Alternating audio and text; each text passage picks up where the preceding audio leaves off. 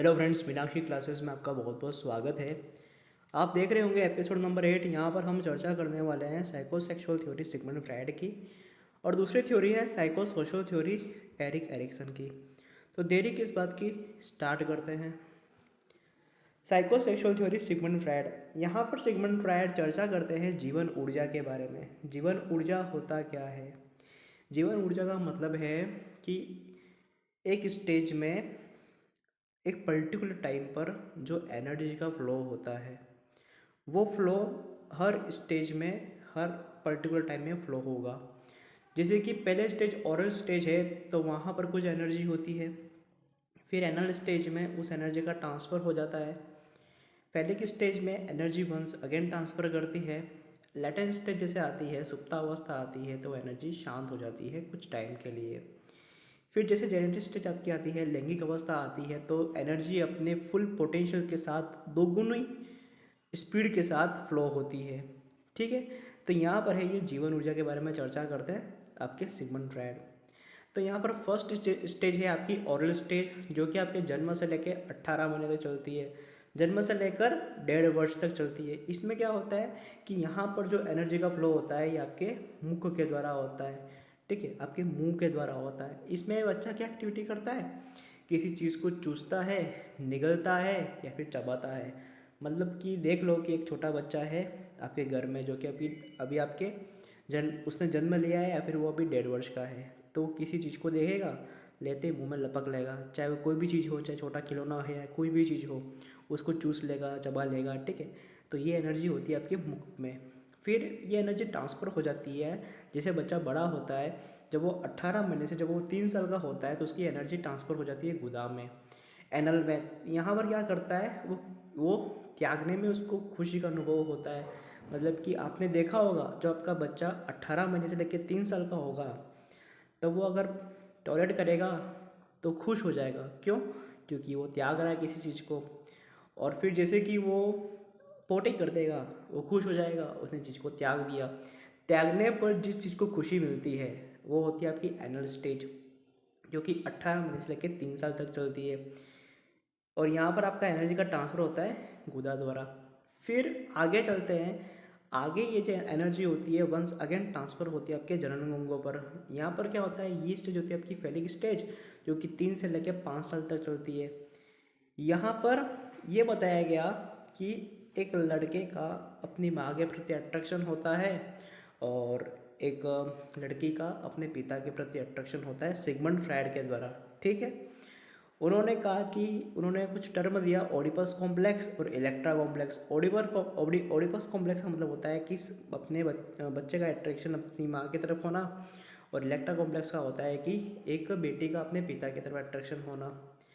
यहाँ पर बात करते हैं सेक्सुअल अट्रैक्शन के बारे में, बात नहीं करते हैं। यहाँ पर इमोशनल और सोशल अट्रैक्शन के बारे में बात करते हैं। ठीक है, ओडिपस कॉम्प्लेक्स एक छोटी सी ग्रीक स्टोरी है। उसमें कहा गया है कि ग्रीक का एक राजा रहता है, और वो अपने पिता की हत्या कर देता है। वो हत्या जो करता है, उसका कुछ मकसद नहीं रहता, वो अनचाहे में उसकी हत्या हो जाती है। उसकी माँ अकेली हो जाती है, तो बेटा जो ओडिपस रहता है वो अपनी माँ से शादी कर देता है। तो यहाँ पर ये चर्चा की गई है कि सोशल एक्टिविटी के द्वारा ये कहा गया है कि जो ओडिपस कॉम्प्लेक्स है, जो कि एक बालक का अपनी माँ के प्रति अट्रैक्शन होगा, और इलेक्ट्रा कॉम्प्लेक्स में अपनी बेटी का अपने पिता की तरफ अट्रैक्शन होगा। हर कल्चर में ये चीज़ें फॉलो नहीं होती। कोई कल्चर इस चीज़ को मानता है, कोई कल्चर इस चीज़ को नहीं मानता। कोई कल्चर कहता है कि ऐसा हो नहीं सकता, क्योंकि जो बच्चा होता है ये अपने माता और पिता को समान दृष्टि से देखता है। लेकिन कई कल्चर मानते हैं कि नहीं, ऐसा होता है, ओडिपस कॉम्प्लेक्स पाए जाते हैं, इलेक्ट्रा कॉम्प्लेक्स पाए जाते हैं। ठीक है, सिगमंड फ्रायड इनके बारे में चर्चा करते हैं। फिर आती है आपकी लेटेंट स्टेज, जो कि सुप्तावस्था होती है, जो आपके 5 साल से लेकर जब तक आप एडल्ट नहीं हो जाते तब तक चलती रहती है।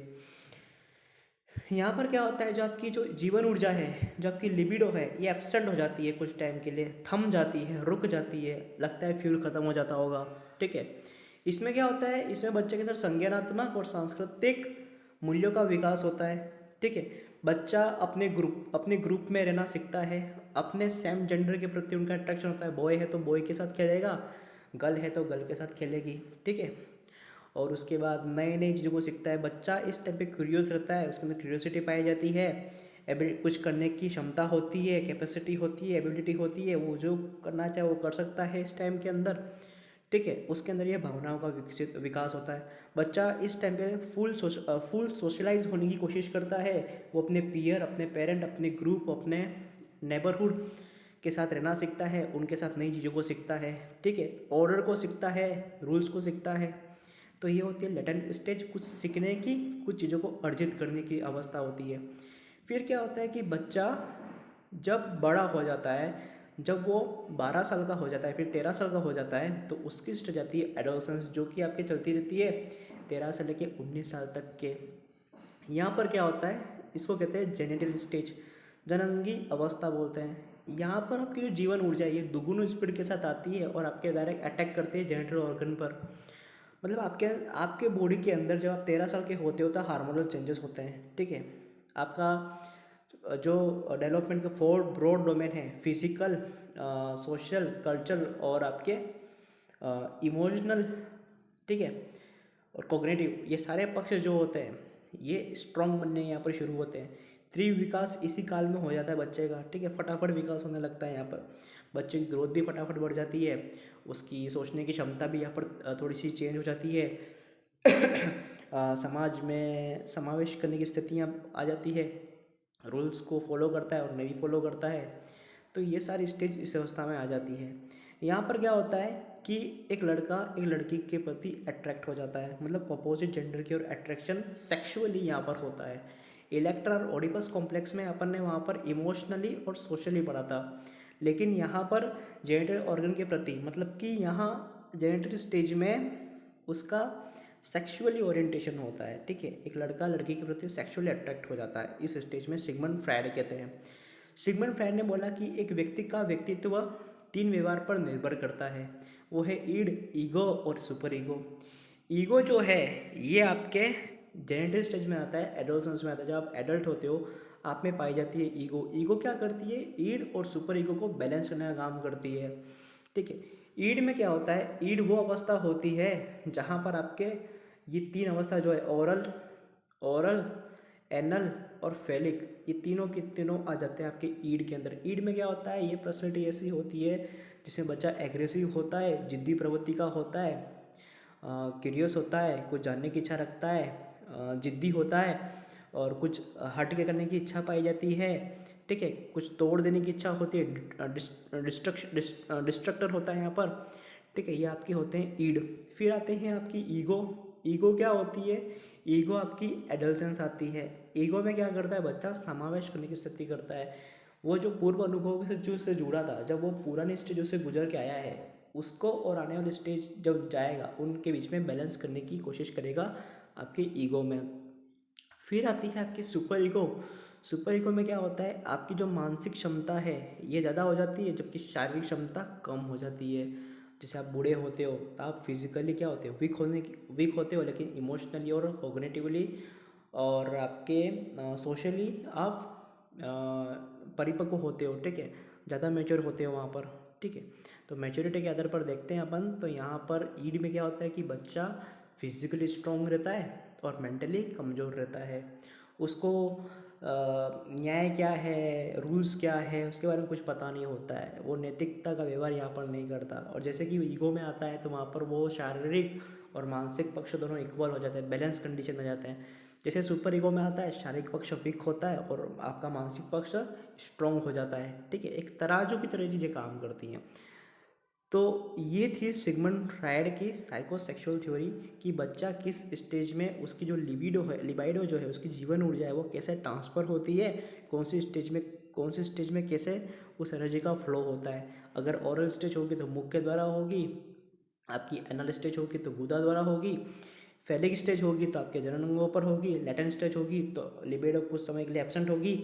और जैसे जेनिटल स्टेज से एबो आ गई, मतलब कि आपके एडोलसेंट स्टेज आ गई, तो यहाँ पर जेनिटल ऑर्गन की तरफ जीवन ऊर्जा आपके दुगुनी स्पीड से आ जाएगी। ठीक है, आपको पता नहीं होगा और आप काम कर जाओगे।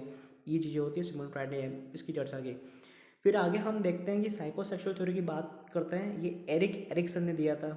यहाँ पर इसने PCSE मतलब कि फिजिकल, आपका कॉग्निटिव, आपका सोशल और आपका इमोशनल, ये तीनों पक्ष समावेश स्थिति में आ जाते हैं। मतलब कि ये तीनों के तीनों, सॉरी, ये चारों के चारों एक एक पॉइंट से जुड़ जाते हैं। ठीक है, कहाँ? साइकोसेक्सुअल थ्योरी के अंदर। इधर एरिक एरिक्सन ने बात की, इन्होंने सिगमंड फ्रायड की साइकोसेक्सुअल थ्योरी को ही फॉलो किया। उन्होंने भी वही स्टेज बताई, ओरल स्टेज होती है, एनल स्टेज होती है, फेलिक स्टेज होती है, लैटेंट स्टेज होती है और फिर एडोलसेंस होता है।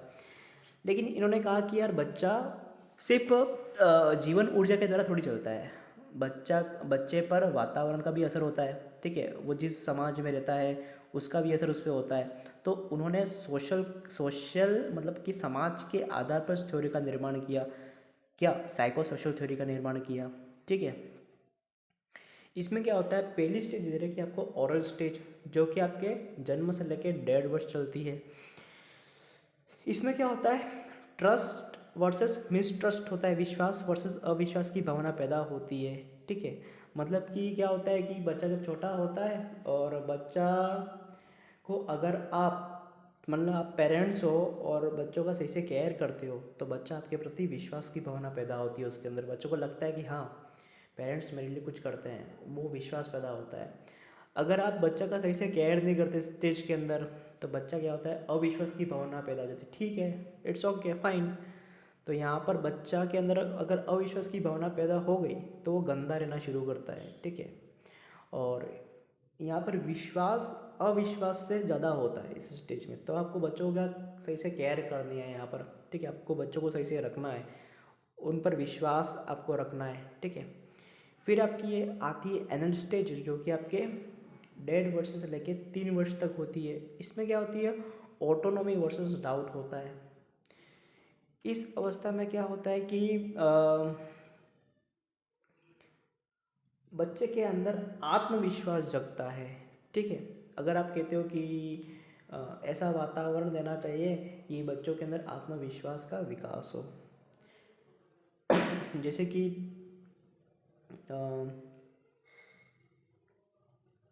वो कोई काम करता है, आप उसको टोको मत, नहीं बेटा तू ये काम नहीं कर सकता, अभी तू छोटा है इसलिए ये काम तेरे से भी नहीं हो सकता। तो उसके अंदर वो आत्मविश्वास की कमी घट जाएगी, उसको डाउट होगा, अपने आप पे शंका होगी, क्या ये मैं काम नहीं कर सकता, ये इतना डिफ़िकल्ट है।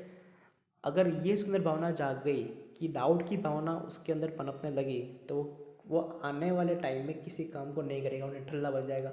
ठीक है, अब मैं कुछ काम नहीं कर सकता, आप मेरे काम कर दो, मुझे कोई फ़र्क नहीं पड़ता है। तो ये आती है एनल स्टेज में। फिर आती है आपकी फेलिक स्टेज। फेलिक स्टेज में क्या होता है, ये स्टेज आपके 3 से लेकर 5 साल तक चलती है। यहाँ पर इनिशिएटिव वर्सेस गिल्ट की भावना पैदा होती है बच्चे के अंदर। इस स्टेज के अंदर बच्चा कुछ पहल करता है। ठीक है, पहल करने की भावना यहाँ पर विकसित होती है। बच्चा कुछ नया करता है, बच्चा अब आपके घर से बाहर निकलता है और आपके जो नेबर हैं या फिर आपके जो पीयर्स हैं उनके साथ रहता है वो। ठीक है, उनकी केयर करना शुरू करता है, अपने कपड़े खुद पहनता है। जो अगर आपके घर में पालतू पशु हैं उनकी देखभाल करता है। मतलब वो पहल कर रहा है, वो चीज़ों को कर रहा है, वो आगे बढ़ रहा है। ठीक है, अगर आप कहोगे कि बेटा अभी तुम छोटे हो, इसको मत करो, ये तुमसे नहीं होगा, ये थोड़ा सा हार्ड है, तो उसके अंदर गिल्ट की भावना आती है। ठीक है, अगर ये हार्ड है तो मैं नहीं करता, कुछ नहीं, मुझे को फ़र्क नहीं पड़ता है, मैं मेहनत क्यों करूँ। ठीक, ये भावना होती है। फिर आती है आपकी लेटेंट स्टेज, जो कि आपके 6 से लेकर 12 साल तक चलती है। इसमें क्या होता है, इंडस्ट्री वर्सेस इन्फेरिटी। इंडस्ट्री का मतलब होता है कि बच्चा इंडस्ट्रियलाइज हो जाता है, मतलब कि अब कुछ वो नया करेगा, कुछ नया खोजेगा। नया खोजेगा तो उसका कॉग्निटिव जो पर्सपेक्टिव है ये ब्रॉड होगा। ठीक है, वो नैरो से ब्रॉड की ओर जाएगा क्योंकि अब नया खोज रहा है, कुछ नया करने की भावना उसके अंदर पैदा हो रही है। ठीक, अ, अगर आप उसके सामने ऐसा वातावरण देते हो कि अगर उसके सामने पुराने खिलौने पड़े हैं, वो पुराने खिलौने को तोड़ उसको अलग करके एक नया खिलौना बनाता है या फिर नई चीज़ें बनाता है, पुरानों को तोड़ के नया बनाता है, फिर नए को तोड़ के कुछ नया करता है, तो उसको करने दो। अगर आप नहीं करने देते तो उसके अंदर इन्फेरिटी आ जाती है, मतलब कि ठीक है मैं नहीं कर सकता क्योंकि मैं छोटा हूँ, ये भावना उसके अंदर आ जाती है। ये भावना उसके अंदर नहीं आनी चाहिए। ठीक, तो ये होता है आपका इंडस्ट्री वर्सेस इन्फेरिटी। फिर आती है आपके एडोलसेंस, जो कि 12 से लेकर 18 वर्ष तक होती है। इसमें क्या होता है, बच्चे की खुद की आइडेंटिटी होती है। और यहाँ पर ये जितनी भी स्टेज आपने गुजरा, जैसे ओरल स्टेज है, एनल स्टेज है, फैलिक स्टेज है, लैटेंट स्टेज है, जिसमें एक्टिविटी हुई, ट्रस्ट, ऑटोनॉमी, इनिशिएटिव, इंडस्ट्री, ये सारा का सारा तदात्मीकरण हो जाता है इस एडोलसेंस में। क्योंकि बच्चा अपने पूर्व अनुभव के आधार पर सीखा है, उसने क्या सीखा है, कैसे सीखा है, किस वातावरण में रहकर सीखा है, वो सारे अनुभव लेके आता है और यहाँ पर डाल देता है। मतलब यहाँ पर अब बच्चा थोड़ा सा बड़ा हो गया है, अब यहाँ पर उसका फिजिकली स्ट्रॉन्ग हो गया है, कॉग्निटिव स्ट्रॉन्ग हो गया है, इमोशनल स्ट्रॉन्ग हो गया है, और आपके सोशली स्ट्रॉन्ग हो गया है। ठीक है, अगर आप इसको इस टाइम पे कहते हो बच्चे को, बेटा तुमसे ये जो काम है, तुम इस काम को ऐसे नहीं कर सकते, तुम्हें ऐसे काम करना चाहिए, अगर तुम ऐसा काम करोगे तुम यहाँ तक सफल नहीं हो पाओगे, अगर आप उसको इस स्टेज के अंदर राय दोगे तो बच्चा क्या होगा, रोल कन्फ्यूज हो जाएगा। मतलब ठीक है, मैं काम नहीं कर सकता, मैं नहीं करता, छोड़ देता हूँ, अब दूसरा काम बताओ, मैं वो करता हूँ। ठीक है, क्योंकि अगर अगर आप उसको अच्छा वातावरण देते हो, आप उसको मोटिवेट करते हो किसी काम को करने के लिए, बच्चा उस काम को करना सीख जाता है। ऐसा नहीं है कि उस काम को नहीं करता है, क्योंकि हर व्यक्ति के पास अपनी इंडिविजुअल डिफरेंसेस पाई जाती है। कोई भी व्यक्ति एक समान नहीं होता। अगर एक समान होता है तो रोबोट कहलाता है। आप रोबोट तो हो नहीं, आप इंसान हो। कोई मोटा है, कोई पतला है, कोई दुबला है, कोई छोटा है, कोई नाटा है। ठीक है, ये सब अपने आप में व्यक्तिगत भिन्नता पाई जाती है इन लोगों के बीच में। ठीक है, किसी से किसी को भी कंपेयर नहीं कर सकते। तो ये होती है आपकी खुद की आइडेंटिटी होती है। ठीक, तो इस सारी स्टेज का हमको सम्मान करना चाहिए, सारे बच्चों का सम्मान करना चाहिए। ठीक, और एक पेरेंट होने के नाते आपको बच्चों को प्रॉपर एनवायरनमेंट देना चाहिए कि बच्चा हर स्टेज में अलग अलग क्रिया करता है, क्रियाओं के आधार पर अपने अनुभव को स्टोर करता है, और जब एक स्टेज के बाद जब वो दूसरी स्टेज को पार करता है, वो अपने अनुभवों को वहाँ पर एक्टिविटी के द्वारा प्रदर्शित करता है। ठीक, तो ये है एरिक एरिक्सन की साइको सोशल थ्योरी, मनोसामाजिक का सिद्धांत। फिर आते हैं हम कोहलबर्ग की मॉरल डेवलपमेंट थ्योरी में। इसमें क्या होता है, कोहलबर्ग ने यहाँ पर बोला कि यहाँ पर इन्होंने 3 लेवल दिए और 6 स्टेज दी। क्या, 3L और 6S। इसको आप ऐसे याद रखोगे, 3L 6S। मॉरलिटी क्या होती है? मॉरलिटी का मतलब होता है कि आपका नैतिक व्यवहार, आपका नैतिक विचार, आप किसके बारे में क्या सोचते हो, आपको क्या सोचना चाहिए, आपका व्यवहार किसी के प्रति कैसा है, आपके एथिक्स कैसे हैं, ये सब कुछ आता है आपके मॉरलिटी के अंदर। मॉरलिटी रीजनिंग का मतलब होता है कि thinking what is right and what is wrong, क्या सही है और क्या गलत है, इसके बारे में तर्क करना, इसको कहते हैं मॉरल रीजनिंग। आगे देखते हैं, आगे क्या है, मॉरल डिलेमा। मतलब कि आपके सामने 2 रास्ते दे रखे हैं, उन 2 रास्तों में से आपको किसी एक रास्ते को चूज़ करना है। वो रास्ता चाहे आपके लिए डिफ़िकल्ट हो या फिर आसान हो, उन दोनों सिचुएशन में किसी एक सिचुएशन को सेलेक्ट करना है, ये होता है मॉरल डिलेमा। यहाँ पर आप हैंस की दुविधा पढ़ते हो। ठीक है, फिर आगे इन्होंने कुछ लेवल बताया और स्टेज बताई, जैसे कि लेवल 1 है प्री कन्वेंशनल स्टेज, जो कि आपके 3 से लेकर 9 साल तक चलती है, पूर्व परंपरागत अवस्था। इससे पहले हैंस की जो दुविधा है, एक छोटी कहानी है, उसके बारे में यहाँ पर चर्चा कर देते हैं। हैंस एक व्यक्ति था और उसकी वाइफ थी। वो दोनों एक दूसरे से बहुत प्यार करते थे। क्या होता है कि उसकी वाइफ बहुत बीमार हो जाती है और फिर वो हॉस्पिटल में भर्ती हो जाती है। बेचारा हैंस दुविधा में पड़ जाता है। अब वो क्या करता है कि हॉस्पिटल जाता है और उसकी दवाई उसको, मतलब डॉक्टर कहते हैं कि अगर आपको अपनी पत्नी को बचाना है तो ये मेडिसिन ये कहीं नहीं मिलती, ये एक स्पेसिफिक मेडिकल है, वहाँ पर ही मिलेगी और आपको ये वहाँ से ही लानी है। हैंस मान जाता है, वो अपनी पत्नी की उसको बचाना होता है क्योंकि अपनी पत्नी से बहुत प्यार करता है। फिर हैंस निकल जाता है मेडिकल की ओर। वहाँ पर वो दवाइयाँ देखता है और जो केमिस्ट होता है उसको कहता है कि मुझे दवाई चाहिए, तो वो केमिस्ट कहते हैं कि इस दवाई की प्राइस इतनी है, अगर आप इसकी प्राइस इतनी दोगे तो तब जाके ये दवाई मैं आपको दूंगा। वो कहता है कि मेरी पत्नी बीमार है, अभी मेरे पास इतना पैसा है नहीं, जब पैसा आ जाएगा मैं आपको पैसा रिटर्न कर दूंगा, तो मुझे दवाई अभी चाहिए और इसी वक्त चाहिए। और केमिस्ट कहता है कि नहीं, आपको नहीं मिलेगा जब तक आप यहाँ पर पैसा जमा नहीं करवाओगे, फुल पैसा जमा नहीं करवाओगे। तो बेचारा हैंस क्या करता है कि उसके रिश्तेदार होते हैं या फिर उसके फ्रेंड्स होते हैं, उनके पास वो कुछ अमाउंट ऑफ मनी कलेक्ट करता है और केमिस्ट को देता है। केमिस्ट कहता है कि नहीं, हम इतने पैसों में ये दवाई आपको नहीं दे सकते, हमको पूरा पैसा चाहिए, क्या पता आगे आप ये दवाई का क्या यूज़ करोगे। तो फिर बाद में क्या होता है कि वो जो हैंस होता है तो वो केमिस्ट के एब्सेंस में चोरी कर देता है और अपनी पत्नी को दे देता है दवाई, और उसकी पत्नी ठीक हो जाती है। ठीक है, कुछ ये आपके कोहलबर्ग ने स्टोरी बनाई ऐसी, और अलग अलग स्टेज के अलग अलग लेवलों के बच्चों के सामने रखी, उनके विचार को देखा कि बच्चे इसके बारे में क्या सोचते हैं। तो पहला लेवल है आपका प्री कन्वेंशनल स्टेज, जो कि आपके पूर्व परंपरागत अवस्था बोलते हैं, जो कि आपके 3 से लेकर 9 साल तक चलती है। स्टेज 1 में क्या होता है, पनिशमेंट एंड ओबीडियंस, जो कि आपके 3 से 6 साल तक चलता है। इसमें ये हुआ कि अगर बच्चे के सामने दिया गया क्वेश्चन कि बेटा देखो, हैंस को चोरी करनी चाहिए या नहीं करनी चाहिए, तो बच्चे ने बोला कि सर सीधी बात है, हैंस को चोरी नहीं करनी चाहिए, अगर वो चोरी करेगा तो उसको पनिशमेंट मिलेगा तो वो उसको पनिशमेंट मिलेगा। ठीक है, तो यहाँ पर बच्चों ने ऐसे राय दिए कि नहीं, चोरी नहीं करनी चाहिए, चोरी गलत होती है, चोरी समाज के खिलाफ में जा सकते हैं, यहाँ पर उसकी एथिक्स बिगड़ जाती है। तो उन्होंने यही विचार दिया, जो कि 3 से 6 साल के बच्चे थे तब उस स्टेज के अंदर। फिर स्टेज 2 आई म्यूचुअल एक्सचेंज, मतलब टीट फॉर टैट। यहाँ पर क्या होता है कि आप जैसा व्यवहार करोगे, सामने वाला भी आपके साथ वैसा ही व्यवहार करेगा। मतलब कि यहाँ पर क्या होता है कि एक बच्चा होता है, वो अपना लंच बॉक्स नहीं ले जाता है और अपने दोस्त से कहता है कि देख, कल मैंने अपना लंच बॉक्स शेयर किया था, आज तुझे अपना लंच बॉक्स मुझे शेयर करना होगा, नहीं तो अपने दोनों के बीच में कट्टी हो जाएगी। तो यहाँ पर टीट फॉर टैट जैसा व्यवहार होता है, जैसा तुमने पाया वैसा मैं करूँगा, म्यूचुअल एक्सचेंज होता है यहाँ पर। ठीक है, और एक और छोटा एग्जांपल ये है कि अगर आपको बच्चों के द्वारा कुछ काम निकलवाना हो, तो बच्चे को कहोगे कि बेटा ये आप ले आओ, तो बच्चा कहेंगे इससे मुझे क्या मिलेगा, तो आपको कि बेटा तेरे को चॉकलेट मिलेगी।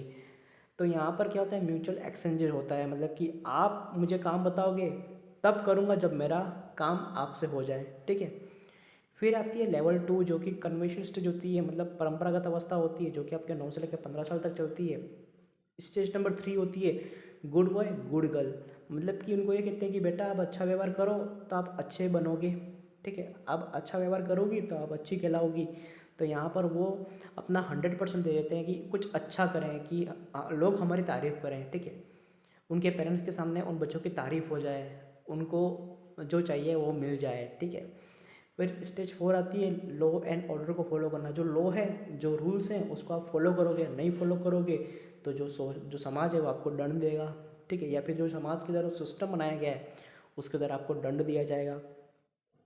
फिर आती है आपकी लेवल 3 पोस्ट कन्वर्शन स्टेज, जो कि आपके 15 साल से एबोव चलती है। इसमें क्या होता है, सोशल कॉन्टैक्ट ओरिएंटेशन होता है। इसका मतलब होता है कि एक समाज के द्वारा एक सिस्टम बनाया गया है, उस सिस्टम को अगर फॉलो करते हो तो आप सामाजिक प्राणी कहला जाते हो।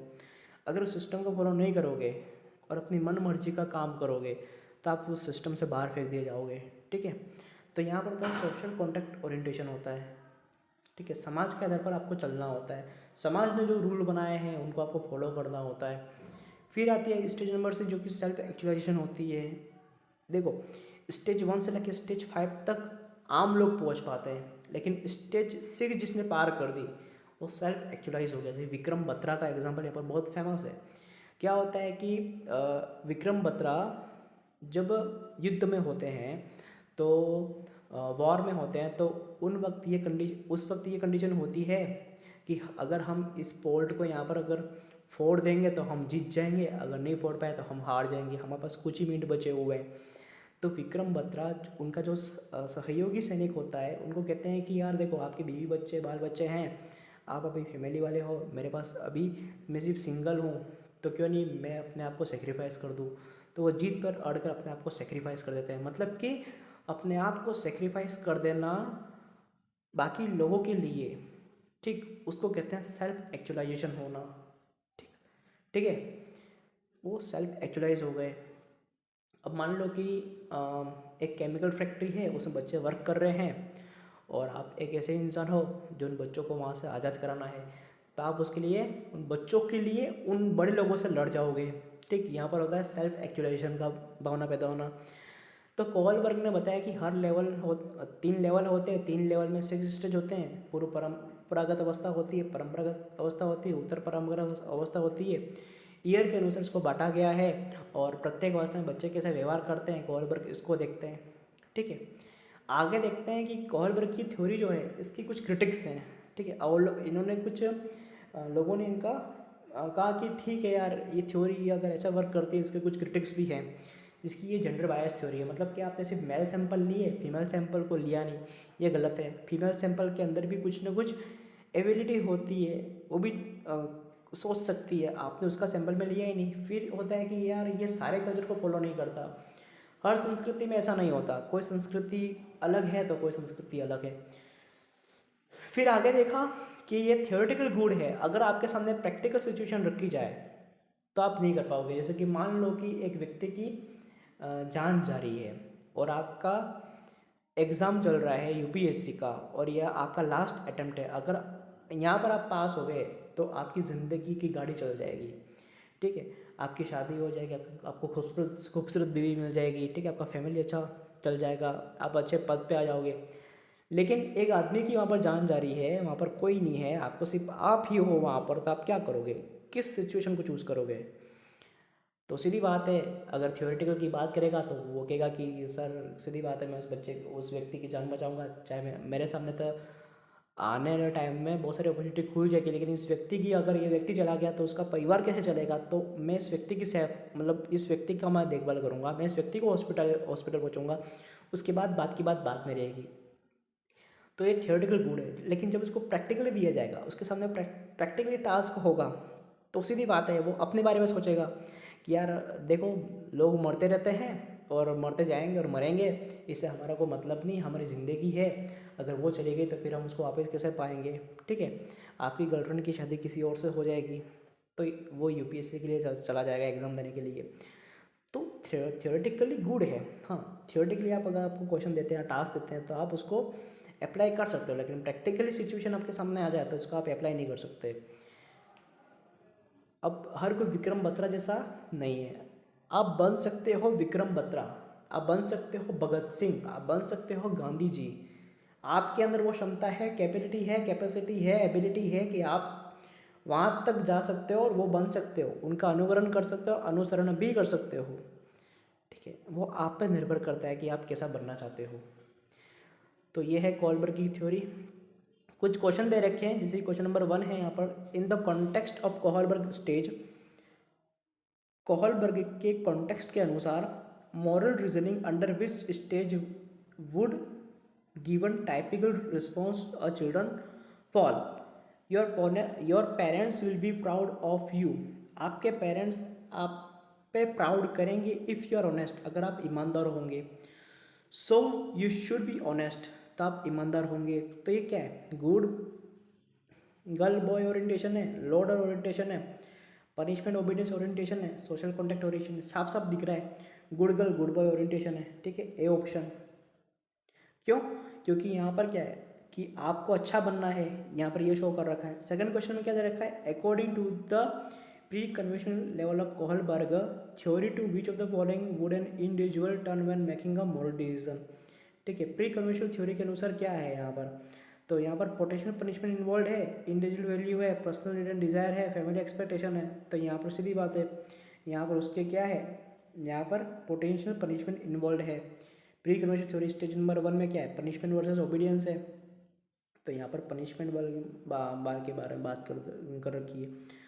तो ये है कुछ कोहलबर्ग की थ्योरी, उसके क्रिटिक्स हमने सिगमंड फ्राइड की साइकोसेक्सुअल थ्योरी में पढ़ा, उसके बाद हमने साइको सोशल थ्योरी पढ़ी एरिक एरिक्सन के, और उसके बाद हमने कोहलबर्ग की थ्योरी पढ़ी जो कि बहुत फेमस है। ये तीनों थ्योरियाँ बहुत फेमस है, इसी यहाँ से क्वेश्चन आते हैं और इन क्वेश्चन के ऊपर डील कर सकते हैं आसानी से इनको पढ़कर। ठीक है, तो आने वाले एपिसोड में हम मोटिवेशन के बारे में पढ़ेंगे, एक ही एपिसोड में पूरा कंप्लीट कर देंगे मोटिवेशन, क्योंकि छोटा टॉपिक है, ज़्यादा बड़ा नहीं है।